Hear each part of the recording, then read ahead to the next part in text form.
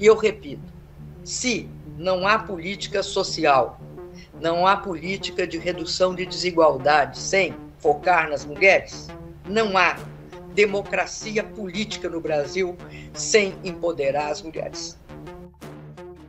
Uma democracia não é plena se deixarmos de fora 50% da população e não permitirmos que 50% da população se sinta representada.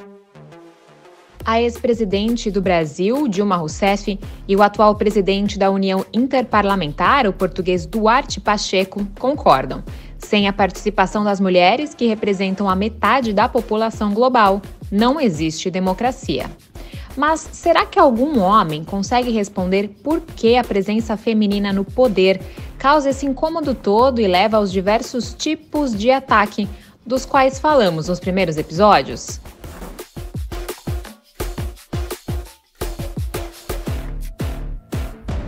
Olá, bem-vindo ao último episódio do podcast da ONU News Português, Nossa Voz. Nessa série, conversamos com mulheres em posições de liderança para buscar entender por que a presença feminina na política e em lugares de poder vem causando cenas cada vez mais frequentes de violência de todos os tipos contra elas. Se você é novo por aqui, eu sugiro que você escute os 3 primeiros episódios antes de seguir. Nós conversamos com a jurista Silvia Pimentel, a ex-presidente do Brasil, Dilma Rousseff, e a ex-líder da Assembleia Geral da ONU, Maria Fernanda Espinosa. Após ouvirmos essas vozes potentes, fomos buscar com alguns especialistas em gênero ou que trabalham com a promoção da igualdade na política algumas respostas. Hoje, vamos lembrar aquelas colocações mais impactantes das nossas entrevistadas e ouvir os comentários de 3 analistas. Falamos com o ativista moçambicano Gilberto Macuacua, o presidente da União Interparlamentar, Duarte Pacheco, e a professora da Escola de Economia de Estocolmo, na Suécia, Pamela Campa. Nesse passeio pela África e Europa, eu quero começar com alguns dados bem importantes. Moçambique faz parte de uma lista de apenas 14 países que possuem paridade em posições ministeriais. Outro lusófono nesta relação é a Guiné-Bissau. Portugal aparece em 22º e São Tomé e Príncipe está na 40ª colocação. Bem mais para o final do ranking estão Timor-Leste e Cabo Verde.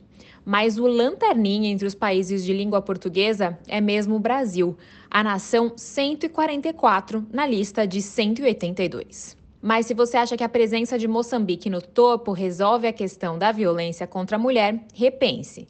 Eu trago um trechinho do Gilberto para te explicar algumas coisas. Que na política as pessoas já estão mais expostas, não é? Porque esse tipo de violência que acontece nesse espaço político acontece a partir das casas. Portanto, simplesmente ela é puxada para lá, porque é o mesmo homem que faz, né? É o mesmo homem que pratica em casa. Isto também tem tudo a ver com este processo de socialização. Eu costumo dizer que nós precisamos de ressignificar as masculinidades. Portanto, ressignificar as masculinidades significa que olharmos para esses aspectos, mais uma vez, que nos conduzem à violência e tornarmos, tanto irmos transformando isto para as masculinidades positivas, né? Em 2018, foram registrados mais de 25 mil casos de violência doméstica em Moçambique, de acordo com a iniciativa Spotlight, para eliminar todas as formas de violência contra a mulher. Além de ativista, Gilberto Macuacua é um dos embaixadores da ONU Mulheres e possui um programa de TV em Moçambique chamado Homem que é Homem, há mais de 10 anos. O show quer desconstruir estereótipos sobre masculinidade. Seguindo a lógica apresentada por ele, uma pesquisa da União Interparlamentar aponta que mesmo com mais mulheres em cargos políticos, a violência contra elas na África é significativamente mais alta que em outras regiões do globo. Vamos aos dados. 80% das parlamentares entrevistadas já sofreram violência psicológica no parlamento. 67% foram sujeitas a comportamentos ou comentários sexistas. 42% receberam ameaças de morte, estupro, espancamento ou sequestro, que geralmente chegam online. E 4 em cada 10 relataram ter sido assediadas sexualmente. Já 23% sofreram de fato violência física.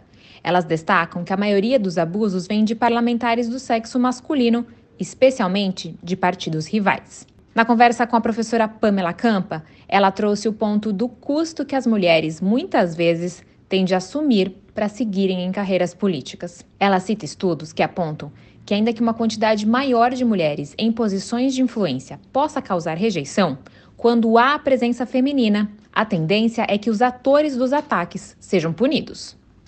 Some surveys find that women have lower political ambition than men, but then to me the crucial question is why women don't want to be in politics.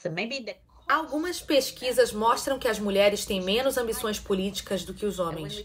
Mas então, para mim, a questão crucial é: por que as mulheres querem estar na política? Talvez o custo para elas de ocupar determinados cargos seja maior do que para os homens. E quando pensamos nos custos da violência que as mulheres podem ter de enfrentar, é obviamente um fator muito importante a ser levado em consideração. Não pesquiso isso diretamente, mas é claro que, por me interessar por mulheres na política, tenho lido alguma literatura e também ligado alguns pontos. E uma coisa importante é que eu acho importante ter mais mulheres na política. E isso pode parecer autoexplicativo, mas acho que ter mais mulheres na política tornará a política um espaço mais seguro para as mulheres. A similar study, a related study that uses instead Finnish data also shows that um estudo semelhante relacionado ao estudo que usa dados finlandeses também mostra que os locais de trabalho onde há mais gerentes do sexo feminino são mais propensos a demitir quem comete abuso sexual em suas equipes. Então, novamente, talvez mais mulheres na política, mais mulheres em posições influentes no topo do partido, para que as organizações, eu acho, contribuam para tornar a política um espaço mais seguro para as mulheres.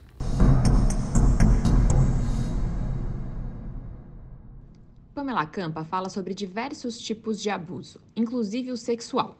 Mas aqui, a gente lembra o que a Silvia Pimentel contou no primeiro episódio sobre a realidade no Brasil de um outro tipo de agressão. Mesmo crescendo em número, as parlamentares ainda sofrem essa violência velada de serem subjugadas, ignoradas, terem as suas vozes caladas. Desde violências mais grosseiras, como foi o que aconteceu comigo, até outro tipo de violência, que eu não sei se caberia falar mais sutil, porque é muito, muito ignorante e horrorosa, não é? Que é o seguinte: as mulheres pedirem a palavra, outros passarem na frente, aquele que está coordenando o debate, muitas vezes ignoram o pedido da mulher levantando a mão, e outro é das mulheres estarem falando e elas serem interrompidas. Falando mais um pouco de Brasil, a chefe da ONU no país, Sylvia Hux, esteve na sede da ONU este ano, em meio às eleições por lá. Ela trouxe também uma avaliação sobre a questão e reforça que muitas mulheres deixam o setor por conta da violência. Eu realmente acredito que o assunto da participação das mulheres na política é também um pouco a situação das mulheres no país, não? A mulher participa na política quando a mulher sente que tem um espaço, não? Que pode ser reconhecida, que pode ter oportunidade de avançar. Nos países da América Latina ainda temos um assunto muito forte, começando com violência. E também agora vimos muito violência contra mulheres candidatas, mesmo algumas decidiram deixar, não seguir com a carreira na política, porque realmente ameaças sérias. Voltando ao nosso papo com o Gilberto e a situação em Moçambique, a gente perguntou a opinião dele sobre o que desencadeia a violência e o que poderia ser feito para acelerar uma solução sustentável para o acolhimento e a aceitação das mulheres em cargos de liderança. Ele endossa o que as nossas entrevistadas também relataram. Moçambique, como tal, é um país heterogêneo. Então, não é possível aplicar um instrumento heterogêneo para uma realidade, um instrumento homogêneo para uma realidade heterogênea. Então, precisamos, de alguma forma, de trazer esses instrumentos e estarem muito localizados, né? Seja por regiões, que por forma a responder de forma mais assertiva àquilo que são os problemas reais. Com tantos dados gerados pela União Interparlamentar sobre o assunto, vamos conversar com o presidente Duarte Pacheco para aprofundar algumas análises geradas na última década. Ele revelou esperar de homens eleitos uma postura de democratas, mas a cada cena de violência, a análise dele fica menos otimista. Temos estudos em que dizem que cerca de 80% das mulheres parlamentares dizem que sentiram isso na sua ação política. E temos que perguntar o porquê. Podemos identificar razões culturais? Sim. Podemos identificar algo relacionado com a tradição? Também. Mas eu acho que é mais profundo do que isso. É uma tentativa daqueles que são ainda maioritários em muitos parlamentos, os homens, de fazer com que essas mulheres não se sintam bem, não se sintam integradas e possam desistir. Eu penso que muitas vezes aquilo que acontece é um sentimento de ameaça em que em determinados órgãos, em determinadas posições, os homens foram sempre dominantes e sentem-se ameaçados. E sentem-se ameaçados porque veem que a sua cota está a diminuir por pessoas de outro género com igual competência e muitas vezes até com uma dedicação ao trabalho maior do que aquela que os homens já tinham. E, portanto, com a possibilidade de brilharem mais e de alcançarem melhores resultados. Nesse aspecto, o trabalho de Gilberto em Moçambique parece um refresco. Mais que o discurso de empoderar as mulheres e encorajar resiliência, por vezes assumindo riscos altíssimos, a desconstrução da masculinidade tóxica e dos reforços de gênero parecem ser um caminho mais colaborativo e com resultados mais duradouros.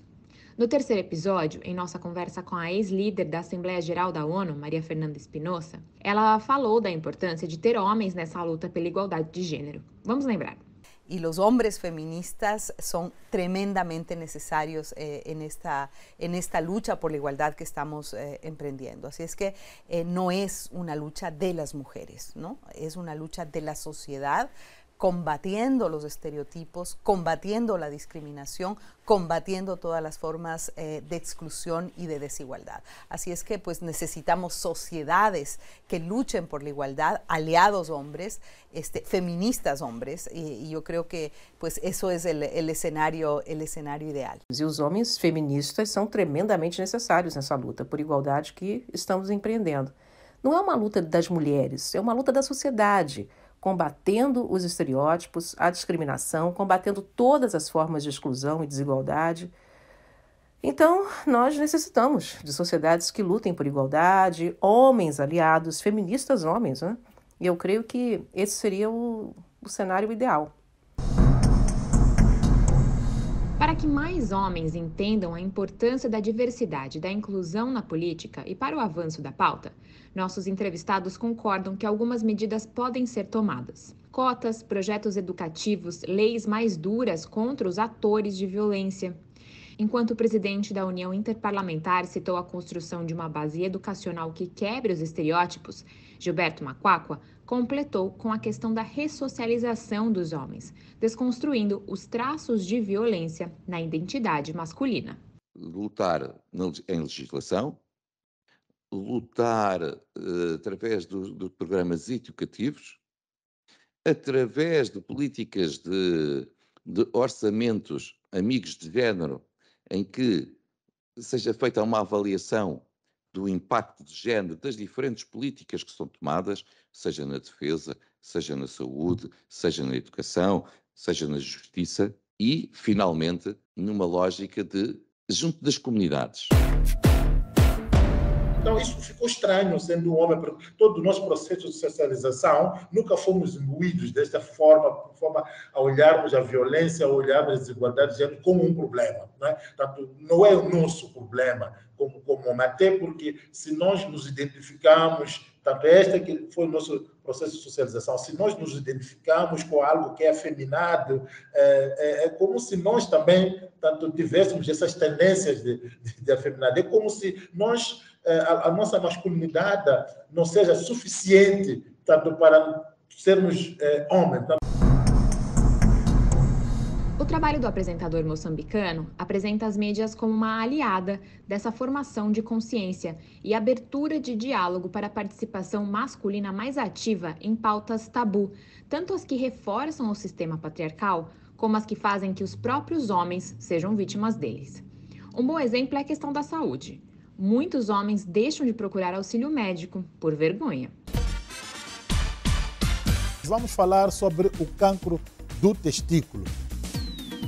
Maria Fernanda Espinosa também comentou sobre a importância da participação da mídia na luta por paridade. Eu creo que hay mucho camino por recorrer y creo que los medios de comunicación tienen que ser aliados en esta lucha por la igualdad y por el espacio de las mujeres en las esferas políticas y de toma de decisión. Eu acredito que existe muito caminho por percorrer e eu acho que os meios de comunicação têm de ser aliados nessa luta por igualdade e pelo espaço das mulheres nas esferas políticas e de tomada de decisão. Agora, levando a discussão para o nível governamental, Dilma Rousseff destacou algumas políticas sociais implementadas no Brasil em diversas esferas para possibilitar a participação feminina na política, desde a Lei Maria da Penha e do feminicídio, que busca responsabilizar e punir os atores de violência, até a questão das cotas. Nós priorizamos uma questão que é crucial quando se trata de empoderar a mulher, que é combater a violência contra a mulher. Não se pode empoderar a mulher se você não combater a violência que recai contra ela por ser mulher. Sobre responsabilização, Duarte Pacheco acredita que mais que a aprovação das leis, é preciso assegurar que elas sejam cumpridas e os responsáveis punidos. Mas, por outro lado, tem que haver uma condenação pura e dura. E tem que haver essa condenação de modo a que aqueles que tenham comportamentos de forma direta, agressiva, contra a participação das mulheres, o deixem de ter. E isso só tornando público esse tipo de comportamentos. Porque, infelizmente, muitas vezes não basta mudar as leis, não basta mudar a legislação, nós podemos ter legislações muito avançadas, mas os comportamentos do dia a dia não contribuírem para que as pessoas, para que as mulheres se sintam respeitadas na ação política. Já sobre as ações afirmativas para acelerar a participação feminina na política, a jurista Silvia Pimentel nos explicou logo no primeiro episódio que elas devem funcionar como ações temporárias e têm um propósito claro, especialmente em sociedades historicamente desiguais. Essas ações afirmativas, elas são temporais, elas são periódicas, elas são construídas não como aquilo que vai resolver, mas que é um instrumento, essa ideia das cotas, um deles, e não pode ser só, depois vamos lá para a segunda questão que você levantou, é um dos possíveis instrumentos que em alguns países tem tido um avanço que tem colaborado para a participação das mulheres. Mas sozinho não resolve. Com os diversos estudos sobre economia de gênero, a professora italiana Pamela Campa explicou os efeitos da adoção da política de cotas. Ela também trouxe um ponto em comum com a análise de Gilberto Macquaqua sobre a adaptação de iniciativas para as diferentes formações sociais. But another thing that I think is extremely important is to understand the context and to have different expectations from the quota depending on the context. Mas a outra coisa que eu acho extremamente importante é entender o contexto e ter expectativas diferentes da cota dependendo do contexto. Um estudo na Alemanha explora as cotas voluntárias que alguns partidos usaram e começaram a adotar desde 1990. Descobriu-se que as cotas na Alemanha eram realmente bastante eficazes em conseguir que mais mulheres fossem eleitas em áreas da Alemanha que são mais urbanas e protestantes. Mas em áreas mais rurais e católicas, as cotas foram amplamente ineficazes. Pamela Campa segue explicando que mesmo onde as cotas não surtem um efeito imediato, elas devem seguir sendo implementadas. Isso porque outros estudos mostram que elas elevam a qualidade dos candidatos, já que mulheres com mais anos de estudos substituem homens com menos formação. A pesquisadora produz seus estudos na Escola de Economia de Estocolmo, na Suécia. Embora os países nórdicos tenham avançado muito nesta questão, a Suécia registra casos graves de violência contra as mulheres. A Suécia ocupa o 4º lugar em igualdade de gênero no mundo, de acordo com o Fórum Econômico Mundial. Perde apenas para a Noruega, Finlândia e Islândia. No entanto, a Suécia ficou em 3º lugar em violência doméstica. A gente conversou sobre esse paradoxo e Pamela Campa trouxe uma percepção sobre estudos que fez sobre violência doméstica, que, como também destacado por Gilberto Macquaqua, reflete a atitude em outras esferas da sociedade. One issue that can explain this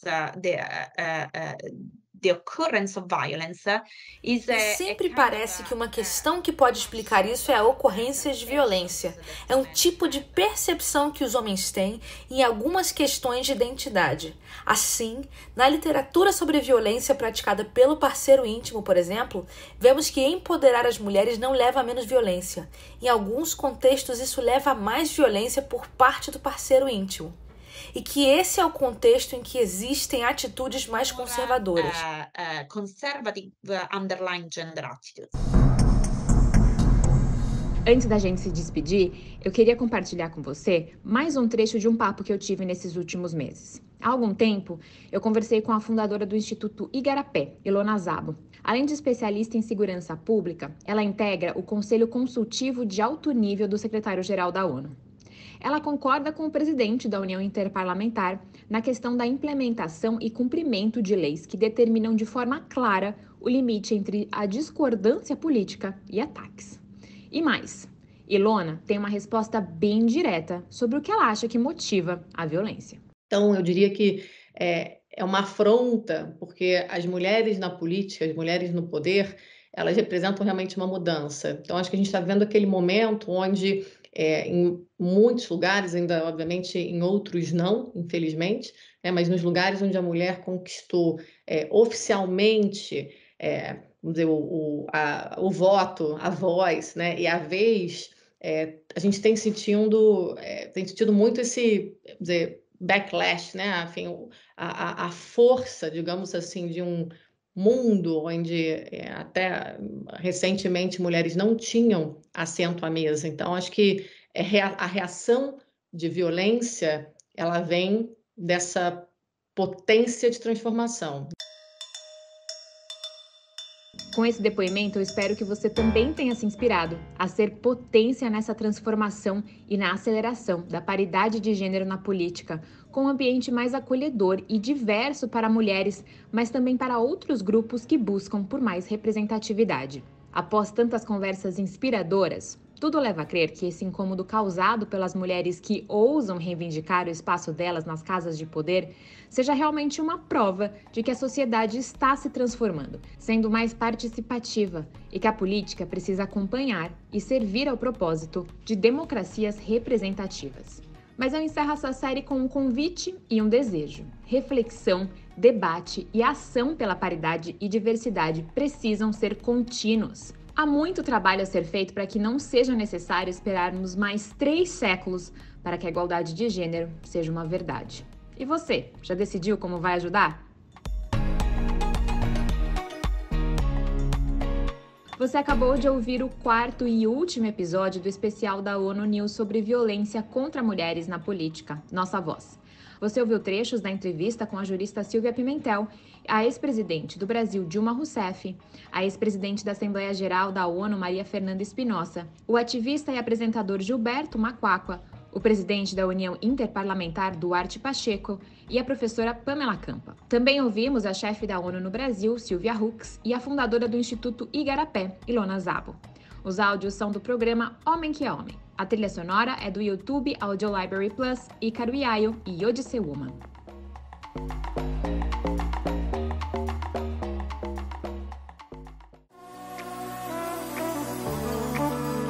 Nossa Voz, uma produção da ONU News em Nova York. Apresentação: Mayra Lopes e Ana Paula Loureiro. Edição: Mônica Vilela Grayle.